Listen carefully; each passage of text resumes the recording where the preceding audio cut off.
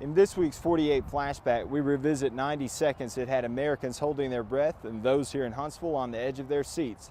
From countdown to Discovery Go with throttle up, cheers and teary eyes could be seen all across the country.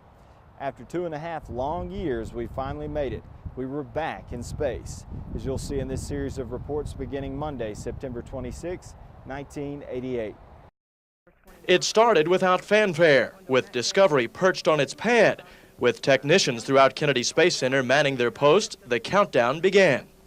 2, 1, mark. Launch countdown is now in progress.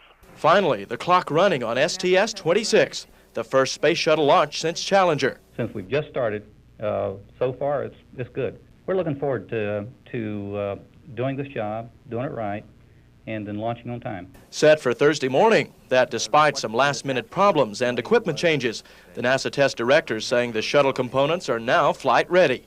Basically, I don't know of anything that really is, in a sense, needs to be replaced and retested. This afternoon, the 5 astronauts arrived at the Cape to begin their last work before the dawn wake-up call 3 days from now. At about the same time, Marshall crews were leaving Huntsville for Florida. Director J.R. Thompson leading the entourage, ready to get America back into space. It's been a long 2 years and we're ready to go. I think everybody at Marshall's ready to go do it. But Thompson says to expect the usual last-minute problems. Well, there'll be some of that probably. Probably a couple more little problems between now and Thursday. But this morning, the countdown there was proceeding pretty good, so I really don't anticipate any big problems. As the plane was ready to leave, a thumbs up from the director. The 2-hour flight arriving late this afternoon, in time to take care of any 11th hour shuttle worries.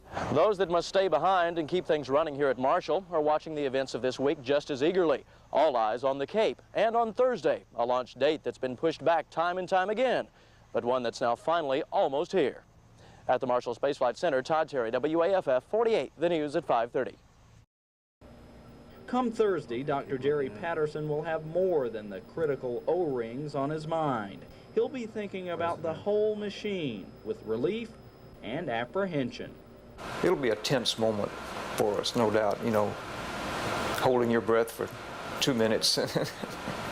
But a positive feeling for Patterson because of the long recovery period. 2.5 years, jam-packed with booster tests, main engine tests, even a complete checkout of the shuttle's brakes. And the most important of all, the redesigned booster joint with a capture latch and a third O-ring. Now this is the exact same material that was used in Challenger. Why is that? Why are we using the same stuff?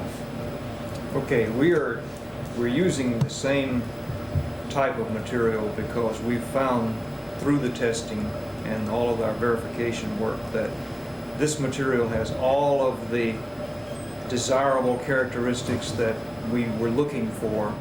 Has all that been worth it? Has America gotten its money's worth? Do we have to worry about safety? I don't think we ought to kid ourselves or anyone else. This is a risky business that we're in. It's got a certain element of risk in it. It always will have. I don't believe this is ever going to be equivalent to, stepping on the commuter flight to Atlanta. Jerry Patterson is quite aware historians will remember the efforts he and his colleagues have made. I'd like posterity to view this as our having taken the time and the necessary engineering resources and talent that we did it right. Don Holmes, WAFF 48, the news at 5:30. We are confident we will launch and come back safely. But there are no guarantees associated with that, and there can't be. And liftoff. Americans return to space as Discovery clears the tower. It was the day of discovery, and America is indeed back in space.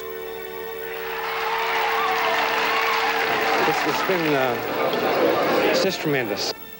Discovery, go at throttle up. We were all so tense, and a few people even cried. It was just so emotional. Solid rocket boosters have separated. Discovery makes her historic voyage into space.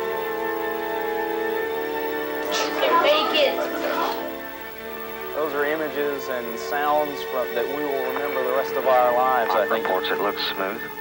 Sure is, no problem at all. That's good to hear.